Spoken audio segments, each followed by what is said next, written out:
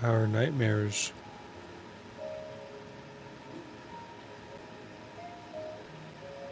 our complicated, self focused difficulties,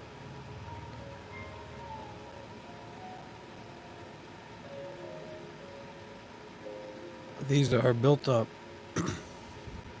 from a created narrative of our lives and our experiences,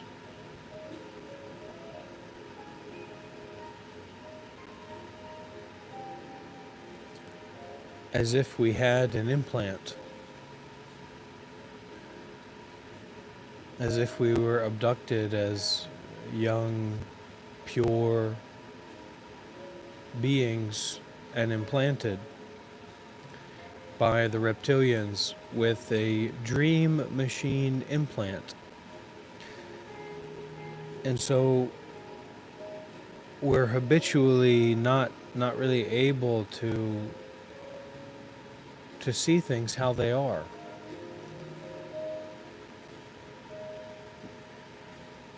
I'm always using this word story, but it's like having a dream and it's like waking up from a dream. That dream might be good or bad, but it's a narrative. It's a subject object fantasy of separation, of characters, of this body and that object and this environment and that environment, and the internal, how we feel about that dream.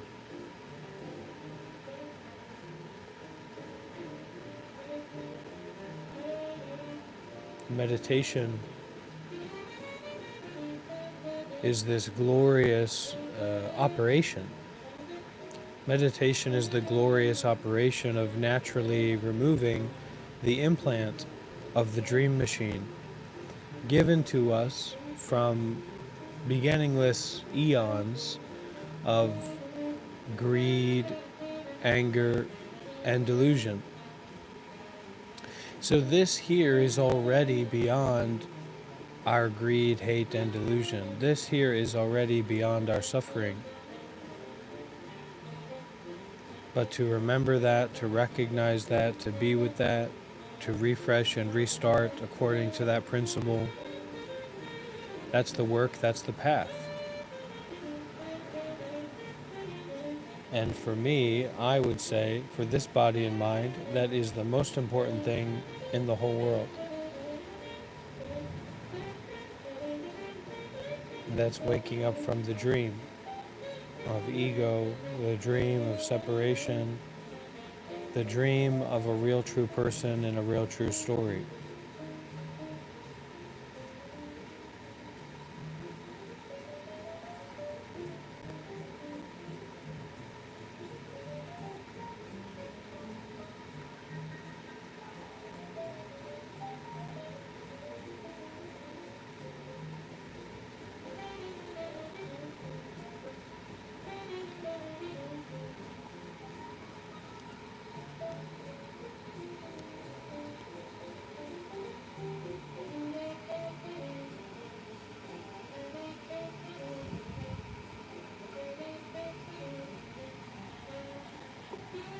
It doesn't matter what's going on in the dream.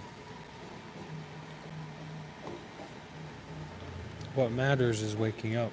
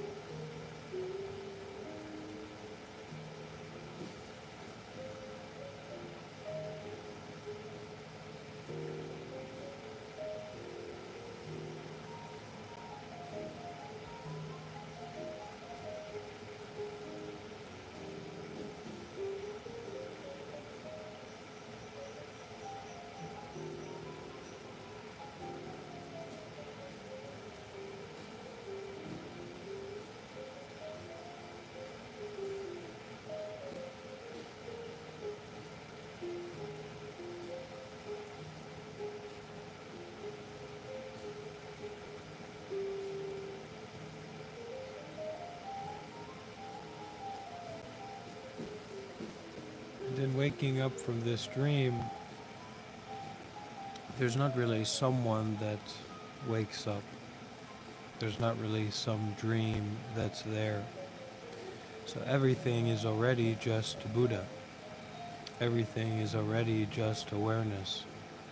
Everything is already free. And so this path then is not about needing to do something or not needing to do something. We don't have to go into the forest and become a monk. And we also don't have to continue doing what we've been doing, because this is a recognition of there's not anyone doing anything anyway. So every way is just doing. Every way is just being. And in this sense, we open our hearts to freedom, to true freedom here and now, wherever here and now may be. The where of here and now is irrelevant in the face of true freedom.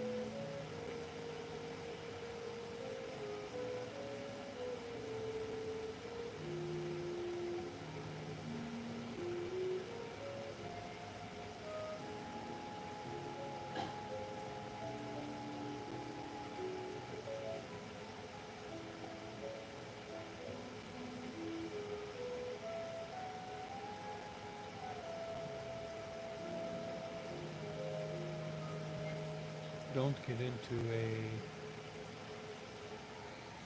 don't get into a tizzy about what you think or believe, or about what others think and or believe.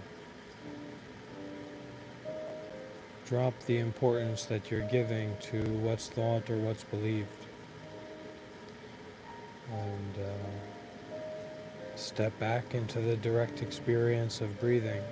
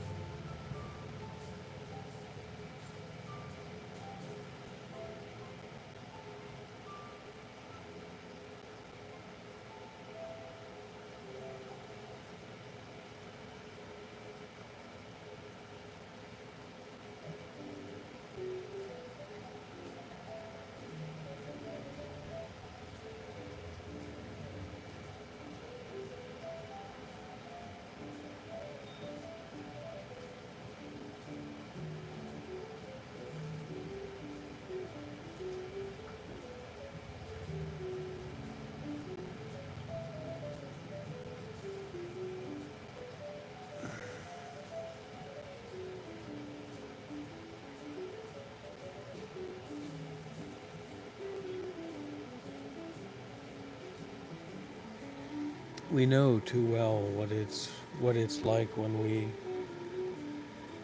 we don't have what we need, right? When we're in need of something, or aiming towards something. We want to develop something in our lives, and then we'll be where we want to be. When we practice meditation in a natural way like this, you can theorize, you can contemplate, you can create a simulation in your own mind in which you have everything that you need already, in which what is, as Mr. Jim Newman would say, what is longed for is already here, you know?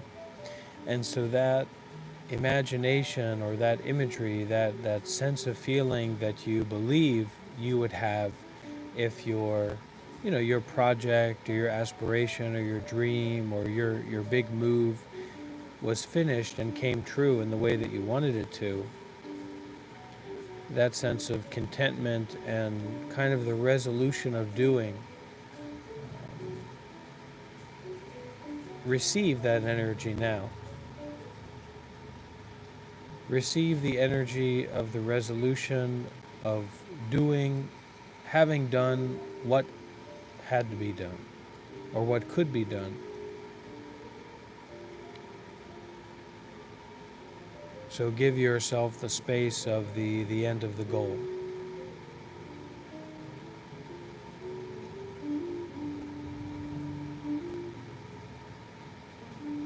And then see the aboutism of that goal dissolve. The aboutism of that place, that person, that situation, that experience, that design, that aspect, etc. dissolve. We're not here talking about lucid dreaming, we're here talking about waking up.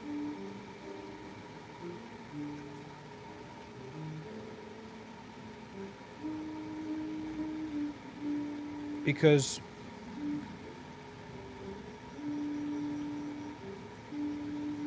the dream can never be as good as freedom from what binds us. And the degree to which we can be free from our traumas, from that which binds us, is completely limitless. Completely beyond limit.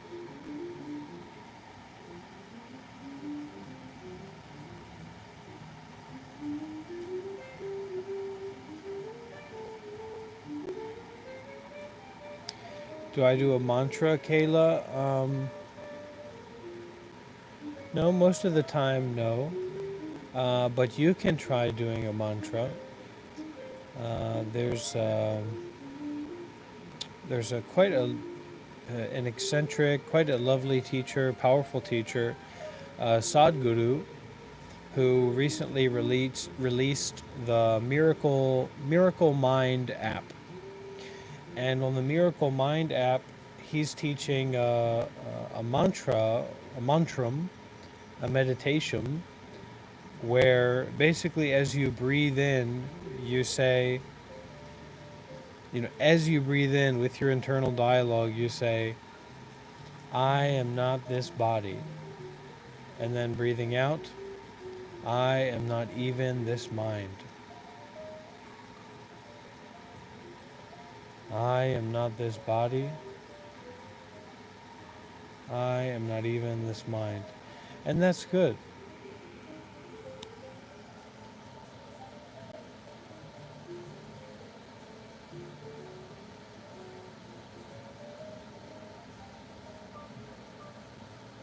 The important thing is that we keep coming back,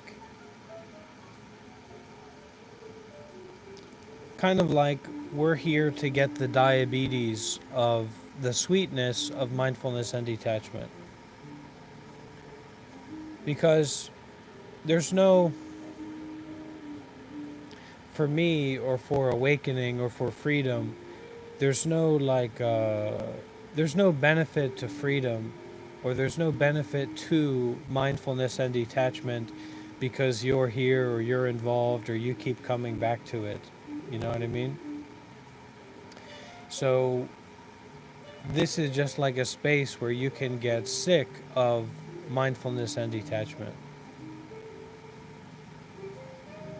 And if you don't get sick of it, I mean, that's everybody's dream, isn't it? I mean, that's my dream.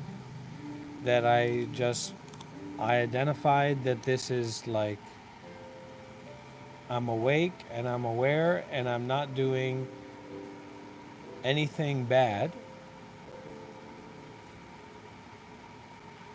And what I'm doing seems to be even beyond doing good. So it's kind of like a higher good.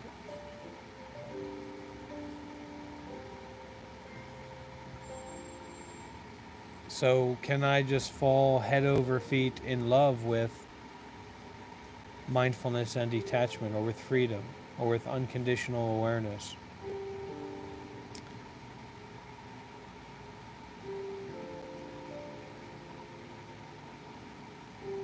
But if you can stay long enough to get sick of it, that's also just as good, because you get some experience from that.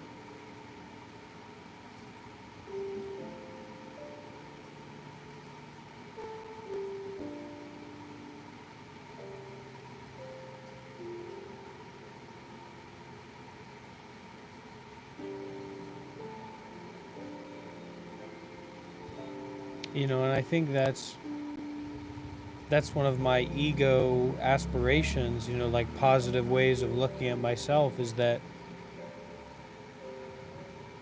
I'm seeing myself from my path in this kind of sadhuistic, ascetic, this kind of wandering, kind of ecclesiastic, um, esoteric, path walker, spiritual path walker. And that means that very few people will be, staying in touch or staying in tune with me walking on this path, because I'm not trying to build out an organization or a system for people to follow at this time. So this is just like getting to meet the yogi on the path. Or, if you're really kind and generous, getting to meet this crazy human being where they are.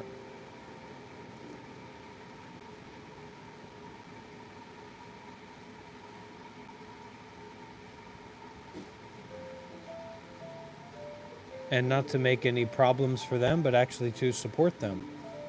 And that's a real blessing. Yeah, I think Sadhguru is cool. I'm in Vietnam right now. Is it better than living in the States? I haven't really lived anywhere. I mainly just travel and wander. But in a few days, I'm going to be connecting with some Vietnamese people about possibly teaching meditation and teaching English. That's right, beyond the physical. Um, to a bunch of kids in Vietnam. So I don't know what's going to happen with that, but I'm going to go see about it. And then I might be in Vietnam for a little bit. I don't know. I'm fortunate enough to have some people who support me, so that I'm, ready and able to step off the cliff of whatever I establish myself in, and, you know, continue.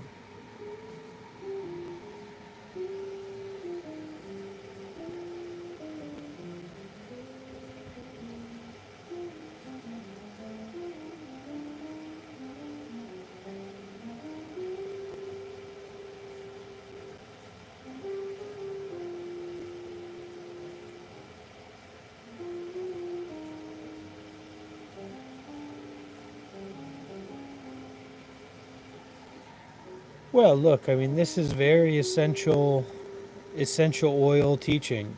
This is the essential oil teaching, and it does burn, but it is essential. Everything is impermanent.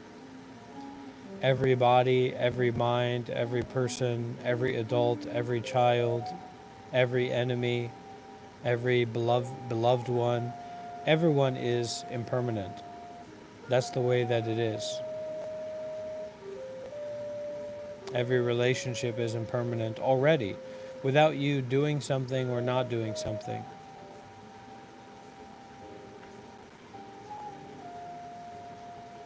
And that's the Dharma. That's the Dhamma. That's the most valuable generosity that we can give to someone. Sharing with them our experience, our knowledge of impermanence, of suffering, cutting off their expectations, cutting off their narrative of self with kindness, with compassion, with discernment, etc., etc. And in whatever way, in all kinds of different ways. But you can't save people from dying. You can't save people from sickness. You can't save people from being where they are. That's their karma. And the best help for them is the Dharma, period. It doesn't matter what the situation is, because they are subject to old age, sickness, and death, mentally and physically, whether they're in prison or out of prison.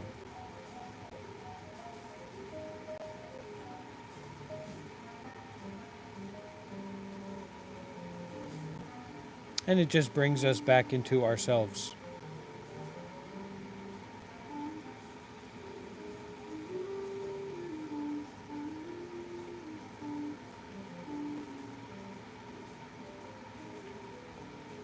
Yeah, I mean that's the thing, we're in this kind of hyper connected world and reality now. So, what happens if you don't have your phone on?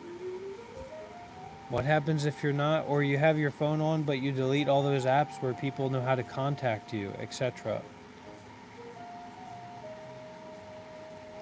That's normal. That's ordinary.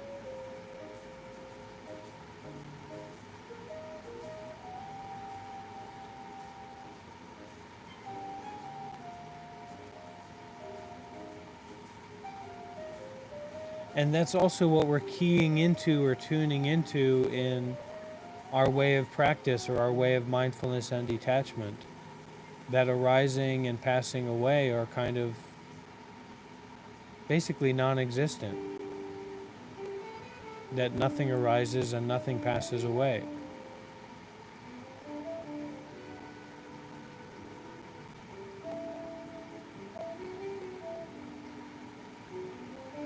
And this is a big part of my teaching or my way of feeling into this way of living, is to be ready for that, to be primed for that, to kind of constantly take that bitter medicine or that pill of this too is impermanent. Maybe. Right? Every question, maybe. Every question, I don't know. Every question, I'm not sure.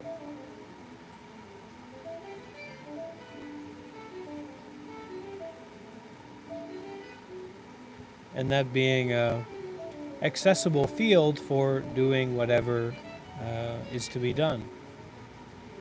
That's kind of not based in time, not based in internal or external expectations, but is based in a way of mindfulness and detachment, or a way of being free of clinging.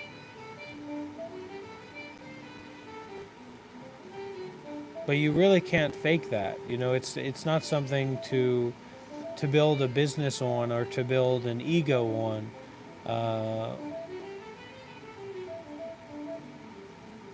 It's just something to help remind you to be free from you in the midst of everything and anything. Because just because you're not certain, just because you don't know where you're going, that doesn't mean you can't drive a car. Just because someone likes you or dislikes you with a fire or with a passion, it doesn't mean you can't be at peace where you already are. And understand that, that's kind of like a cloud or a storm that comes and goes.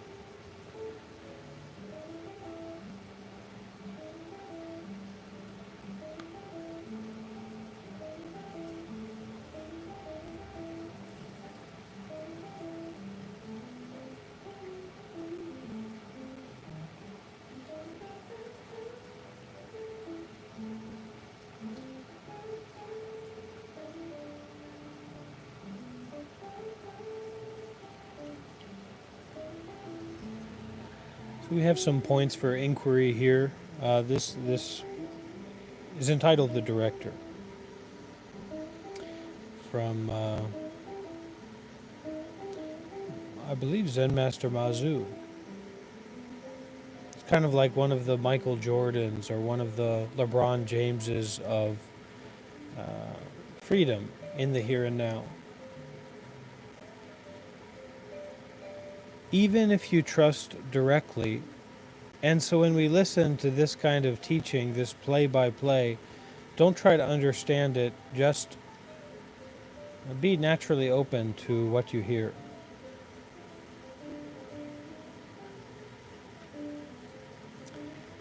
Even if you trust directly in the rightness of reality this very moment, already you are called a dullard.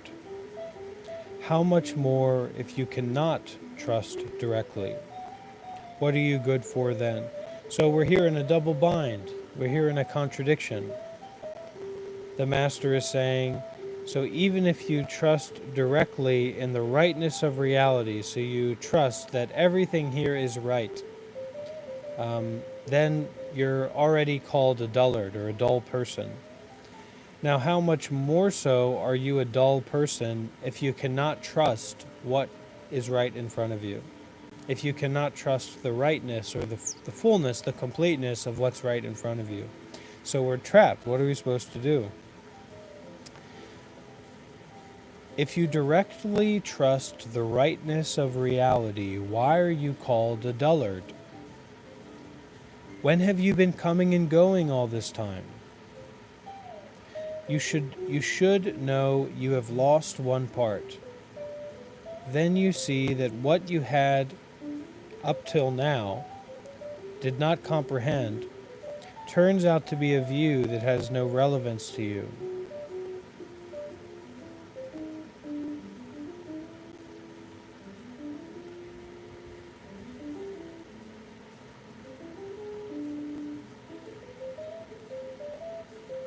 So where have we been coming and going to?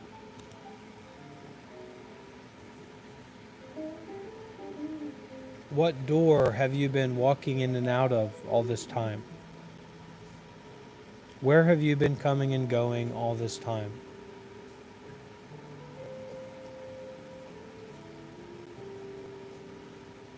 Where did you come from? Where are you going to next? You should know you have lost one part. You've lost something. Then you see that what you had hitherto,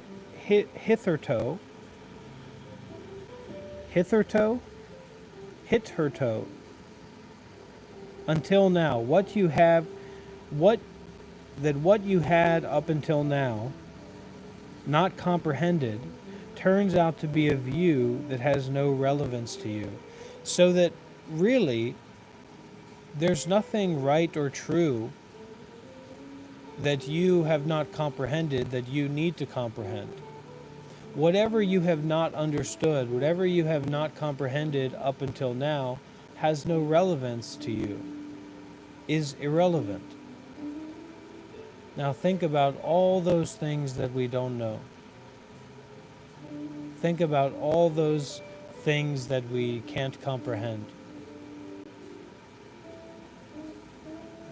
How can all of those things be irrelevant?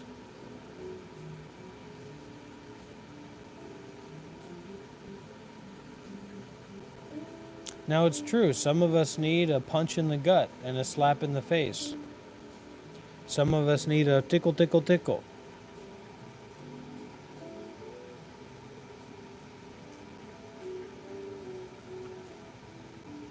Some of us need to shut up and listen.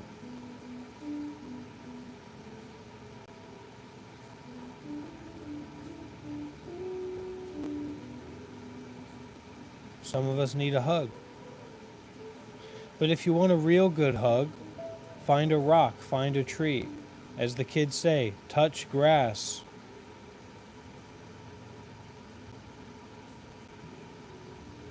Don't just sit in there thinking about things.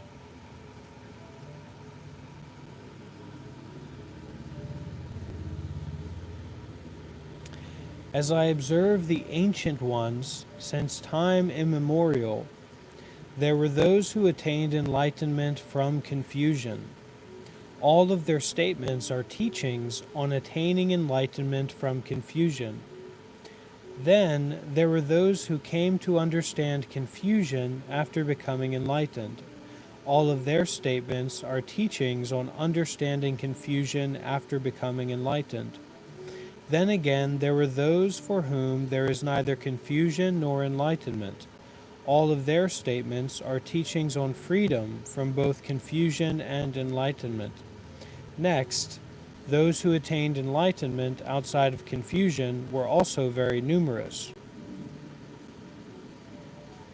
So they are not worth talking about. How much less worthwhile are those who neither know enlightenment nor understand confusion? These latter are, properly speaking, merely ordinary mortals. Now this is where the big question comes up, Marcelo, Sophia, Moi. What is enlightenment and what is confusion? What is having clear vision and what is having,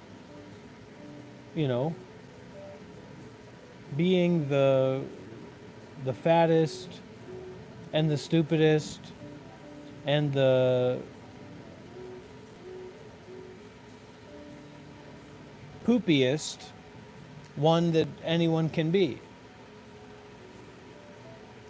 And the having, I'll add this, that the having the clear vision is just like, if you have it, well then you've gotten gold dust in your eyes. It's just as problematic as regular dust.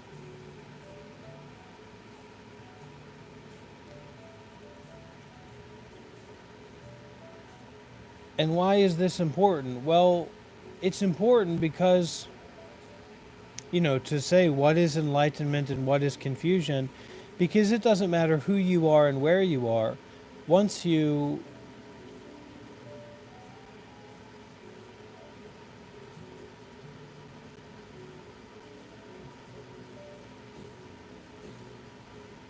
can't take care of this body and mind anymore, who's going to help you? So we've got to discern, we've got to cut through, we've got to really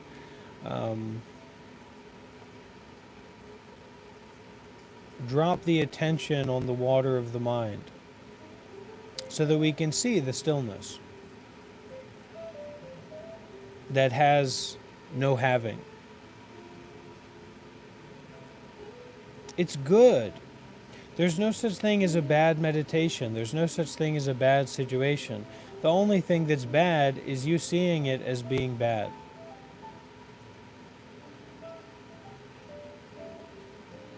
That's life. That's what we're learning to do here. There's nothing that's bad. And the situation that you find yourself in is your karma. That's cause and effect. That's reality.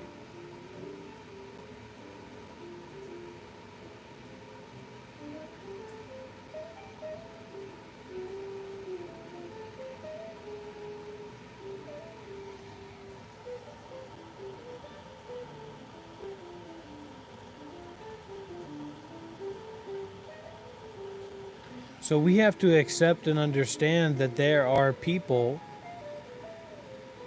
born without hands and feet. There are children born in extreme, excruciating pain. There are people who get brain cancer and all their stuff goes whoop-de-woo, etc. And so what we start to do is stop whining and stop looking for attention and stop looking for sympathy like a fool. But we actually start appreciating what we already have. We stop asking for handouts and we stop trying to fight with the way that things are, and we step back and we appreciate the scorching heat. We appreciate the explosive diarrhea. We appreciate our suffering. because it makes sense. This is cause and effect. It's not something that's confusing. You know, you think your situation's bad. Well, wait till you hear about the child in Myanmar that got trapped in concrete during the earthquake, etc. Or being born as a mollusk.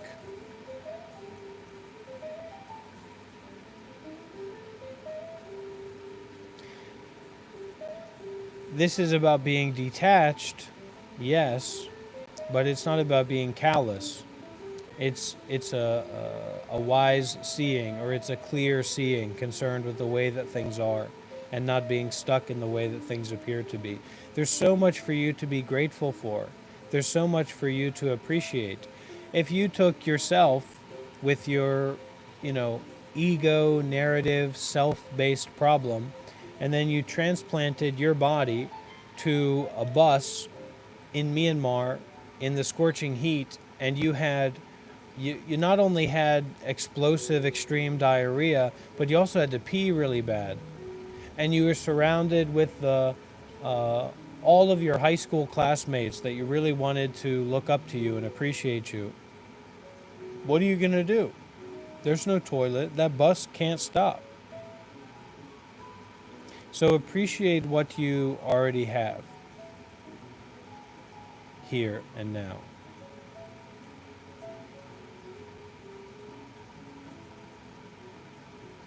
And start using what you already have to help. Doesn't matter what it is that you have. Just use it to help.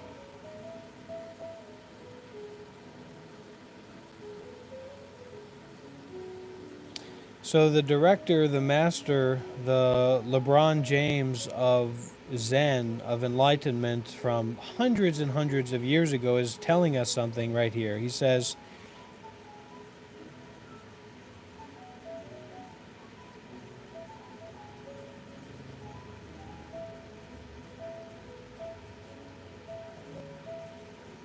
well, one thing that he says here is those who attained enlightenment outside of confusion were very numerous, so they are not worth talking about.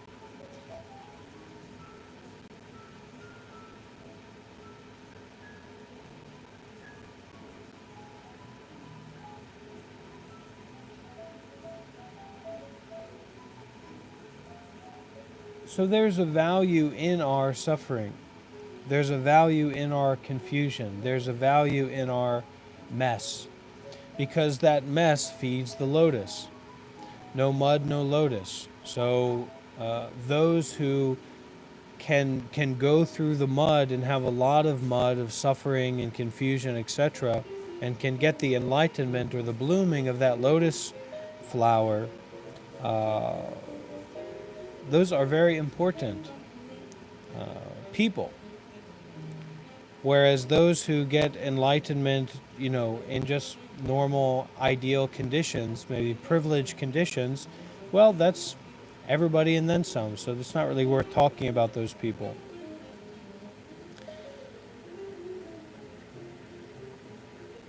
Now, those people, how much less worthwhile are those who neither know enlightenment nor understand confusion? These latter are, properly speaking, merely ordinary mortals. So in ancient times, and that's, we don't want to be those normal ordinary mortals, right? We want to be high class.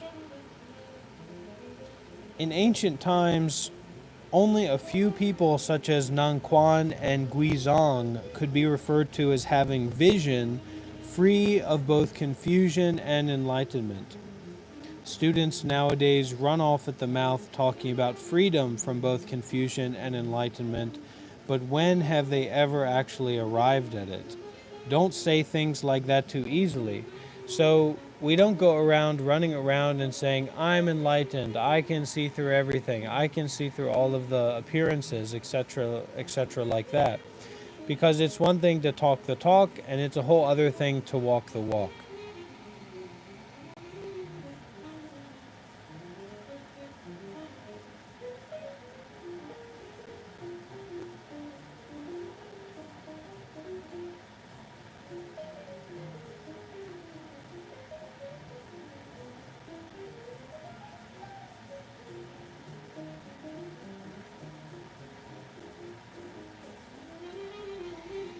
What is it? It's nothing.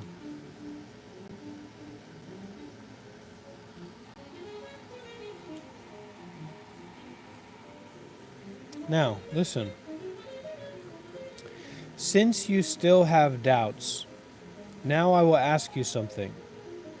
When you were first conceived in your mother's womb, what did you bring with you? You had nothing whatsoever when you came, just mental consciousness, with no shape or form. Then, when you die and give up the burden of the physical body again, you will have nothing at all but mental consciousness. At present, in your travels and community life, this is the director. So, he's saying here that the director of your life is mental consciousness.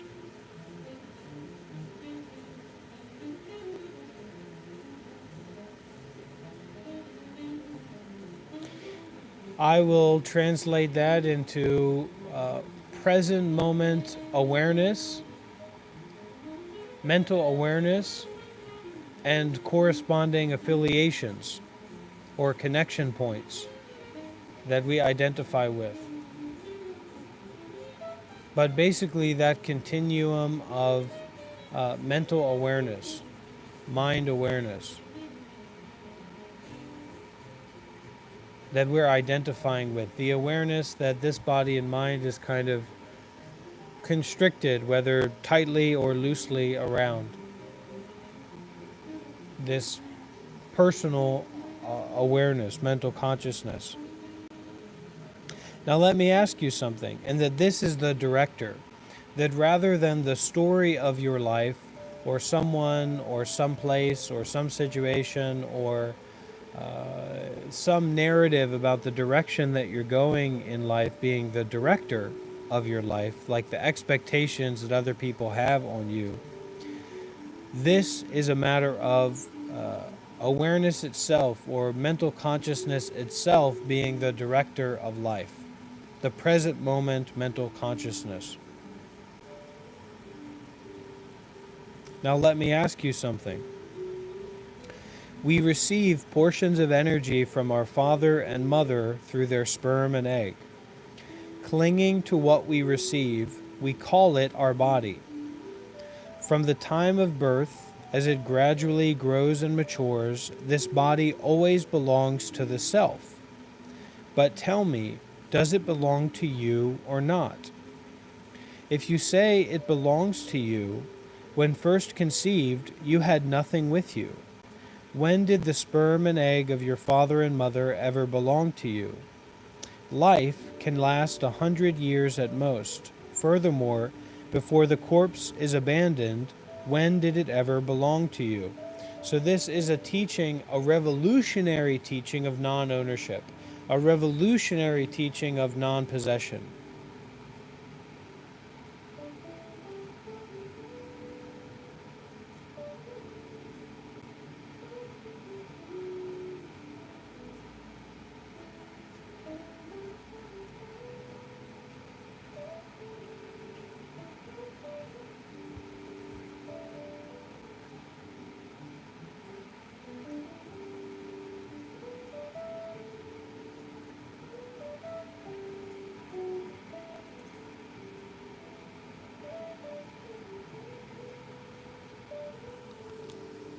And yet, if you say it doesn't belong to you, right now there is no possibility of taking anything away.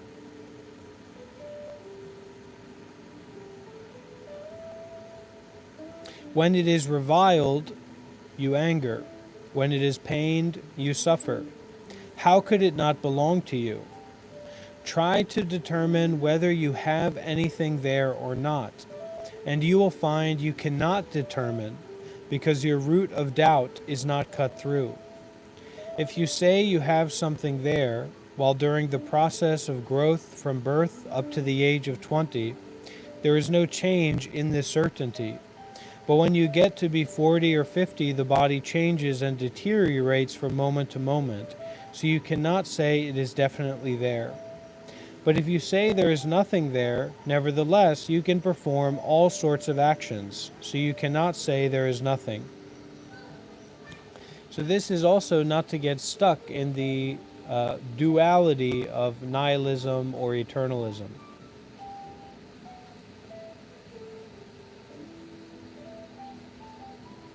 Coming back to the boundlessness of what is already, completely inclusive of everything.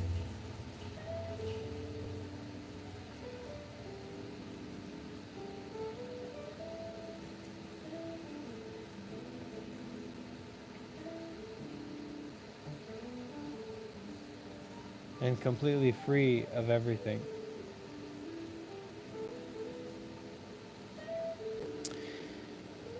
Once upon a time, a woman lost her way on a journey, so she lodged in a vacant cottage. That night a ghost came carrying a corpse. Then another ghost came and said, "That's my body." The first ghost said, "I got it over yonder." Then the second ghost snatched it away by force. The first ghost said, "There's a traveler here who can stand witness." So the first two ghosts approached the woman and said, "Who brought this corpse?"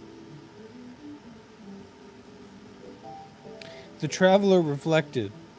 Both of the ghosts are evil. At least one of them is sure to hurt me. I've heard that if one avoids telling a falsehood when facing death, one will be born in heaven. So he pointed to the first ghost and said, she pointed to the first ghost and said, "This ghost brought it." Enraged, the second ghost tore out the traveler's arms and legs. Now the first ghost, repentant and grateful, said, "Your word of testimony for me has crippled you." So the first ghost used the corpse to patch the man up. The parts were taken again by the second ghost, and the first ghost repaired the man once again. Finally, the woman, she is a woman, for goodness sakes.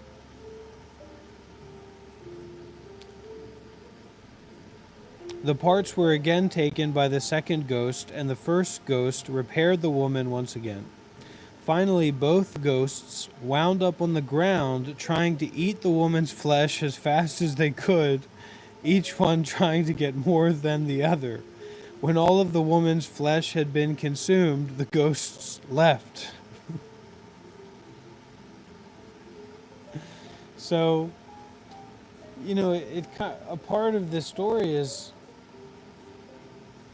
all of the solidity about ourselves and the situation, like the real true story of the common man or the common common woman, or the common American manifest destiny, property ownership, driving a car, etc. story, is all built by these elements of mental consciousness or mental objects. And we put them together in a certain way, and we say that, well, this is the literal foundation of reality. But in fact, all of this can be played with. All of this can be and is in motion, can change all the time.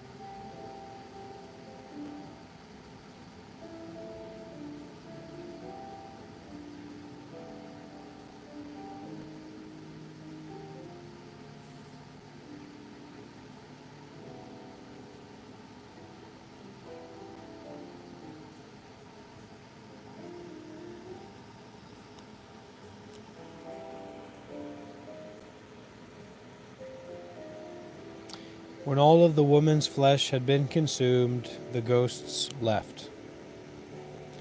Now the traveler saw her parents' bodies right in front of her eyes, already devoured by the ghosts.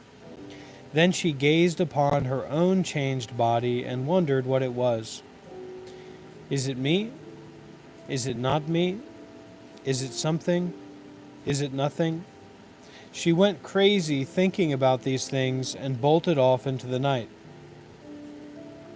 Eventually, she came to a cloister. There she saw a mendicant, to whom she related the foregoing events.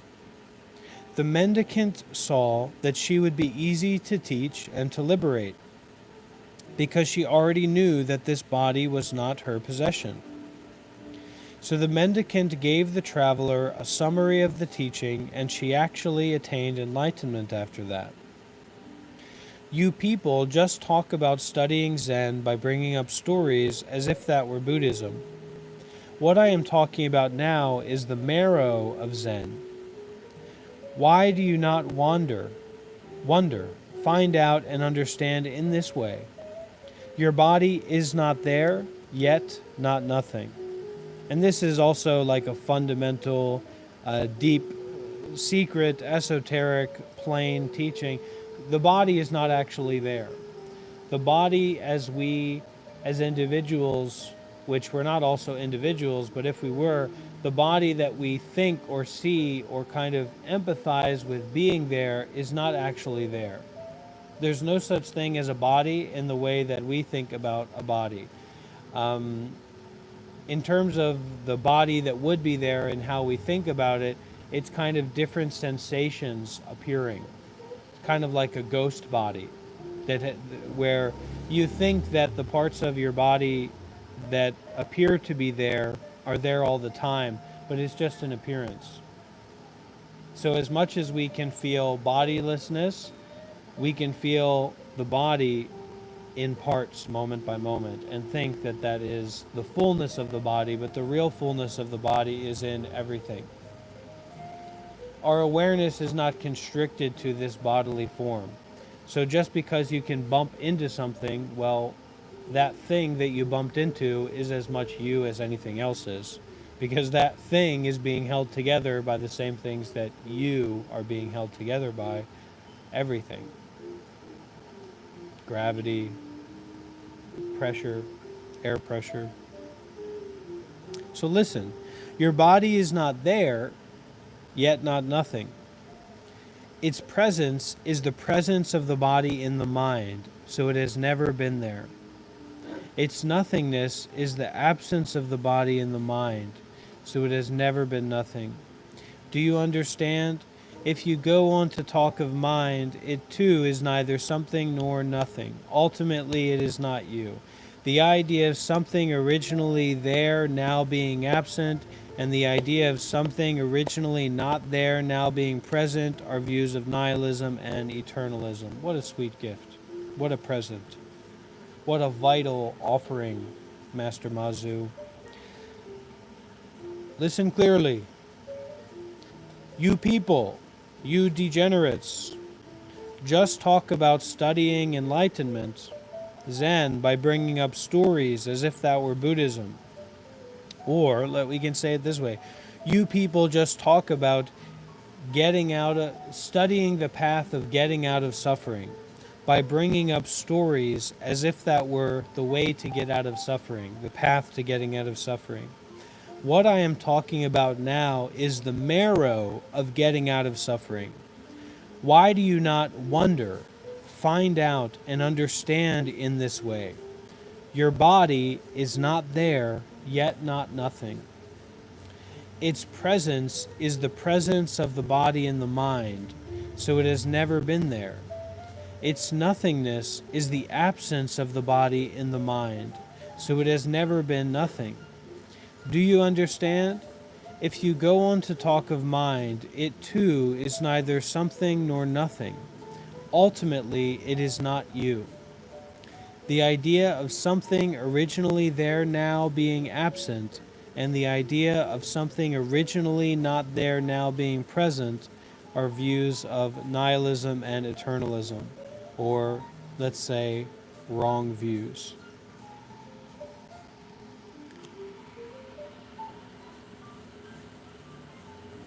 Now, listen closely. Generally speaking, practical application of Zen requires detachment from thoughts. The method of Zen saves the most energy. It just requires you to detach from emotional thoughts and understand that there is nothing concrete in the realms of desire, form, and formlessness. Only then can you apply Zen practically. If you try to practice it otherwise, it will seem bitterly painful by comparison. Okay, so this practice of detaching from emotional thoughts and this understanding or this clear recognition, this clear cutting, that there is nothing concrete in the realms of desire, form, or formlessness. So the world of getting what we want, the world of kind of concrete appearances, and the world of concrete non-appearance or concrete, emptiness or special states of experience, meditation states. So seeing that there's nothing concrete in any of that. And then we can apply Zen practically. If you try to practice it otherwise, it will seem bitterly painful by comparison. That means seeking after something in the desire realm, seeking after something in the form realm, seeking after something in the formless realm. Once, there was a disciplinarian monk who had kept the precepts all his life. As he was walking one night, he stepped on something that squished, which he imagined to be a frog, a mother frog laden with eggs. Mortified at the thought of having killed a pregnant frog, when the monk went to sleep that night, he dreamed that hundreds of frogs came to him demanding his life. He was utterly terrified. Come morning, the monk went to look for the frog he had squashed and found that it had only been an overripe eggplant. At that moment, the monk's perplexities abruptly ceased, realizing there is nothing concrete in the world. For the first time, he was really able to apply it practically in life.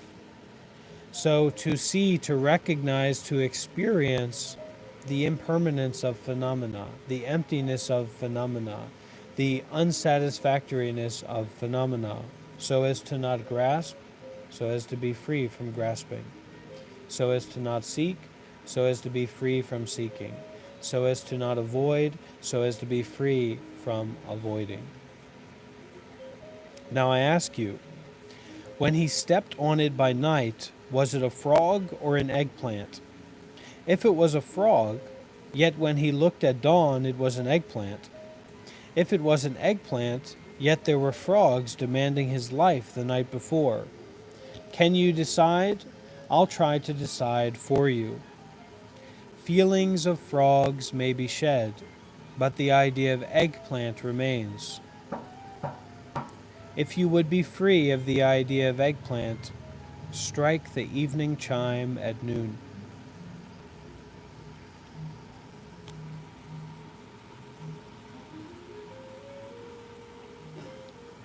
Well, it's been a wonderful time here. But let's take a look at the most direct approach before we finish. Why don't you understand the essence that has always been there?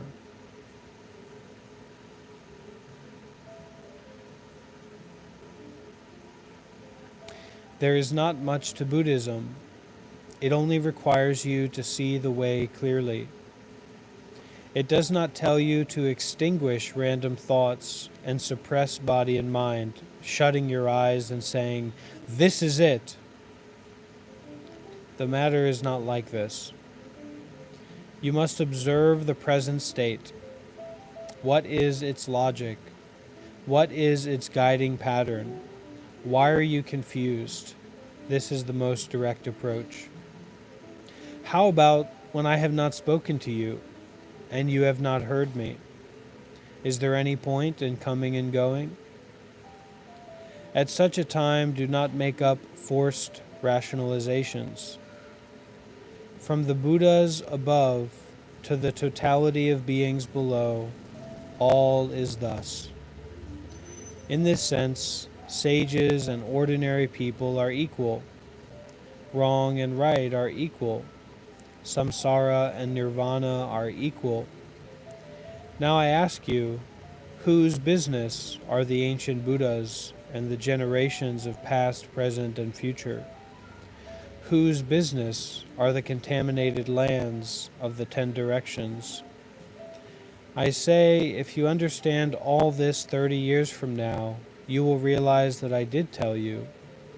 Just don't say, this is it. If you do, that is called the view of an outsider, because this is already. Dear friends, thank you for joining me in this coffee shop Dharma. I did recently set up a link tree. You'll find the link to that in the description of this video, where you can connect with me through Instagram, through TikTok. You can see my different social platforms, and also how to reach out to me directly through WhatsApp by phone number, and also a way to donate through PayPal. So please do consider to really look deeply at how important these teachings or this experience is to you. What kind of value does this teaching bring to you? And don't discredit that. Don't take it as something to be put to the side, because I can tell you that these teachings have defined my life, all of my adult life, and I hope that in some way I can share the benefit, share the value that I've gotten from them with you. And I hope that you can make very deep and consistent use of these teachings and use of this body and mind to develop on your own path. Okay? Thank you all for being here, and I hope to see you again soon. Sadhu, sadhu, sadhu.